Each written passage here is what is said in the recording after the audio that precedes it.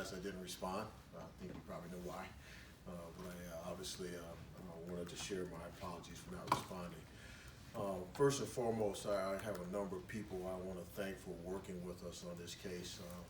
Our compliance team did an outstanding job in putting together our reinstatement request and getting it submitted.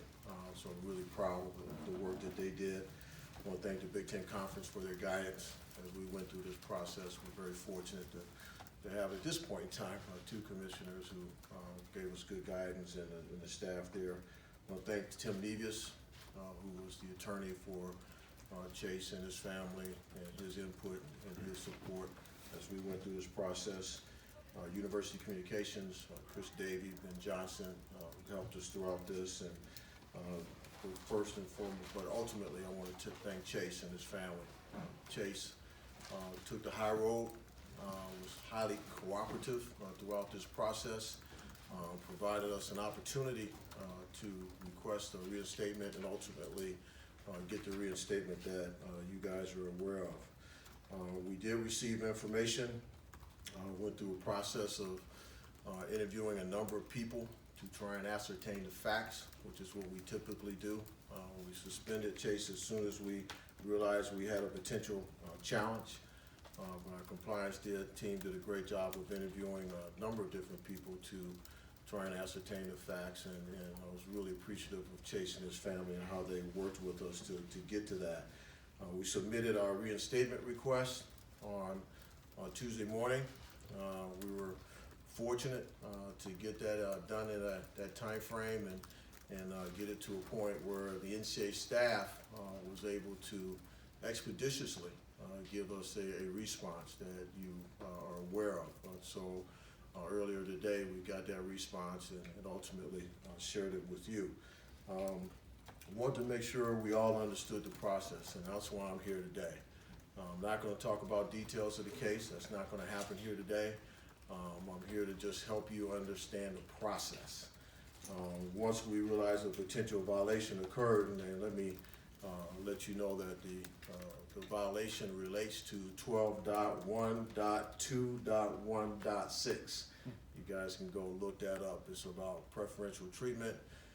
It's a piece of legislation that's been in our books since the 90s. Very important piece of legislation relative to recruiting and inducements, and so that's the case that we're talking about. The staff, the NCAA staff will process violations and waivers around the eligibility of the student athlete. So we submitted our reinstatement request to staff, and they have the ability to make a decision. Once staff renders a decision, we have an opportunity to appeal that decision. In this particular case, we chose to not appeal. Everyone is in agreement with that, including the young family. So we decided not to do that. Was there an opportunity to possibly get an appeal done by this weekend? Possibly. There's a 5-person committee made up of Division I administrators who would have heard that appeal had we chose to do that. Penalty structure ranges from 4 games down to 0. Obviously, in this particular case, staff felt that mitigating facts took it to a point where only a 2-game suspension was necessary. So that is the process. Pretty straightforward. I have Justin Cumey here from our compliance team who might want to maybe add a couple more facts. I want to be clear that the accusations did not come from anyone from Maryland, did not come from anyone from Penn State or any other school in the Big Ten Conference, despite all the things that my teammates are telling me that is out there in that social media sphere that I am totally unfamiliar with. But I want to be clear that it was not someone from Maryland or Penn State from what I'm hearing. The other thing I want to be clear about is one of our own, Kurt Herbstreit, was trying to lay out the scenarios.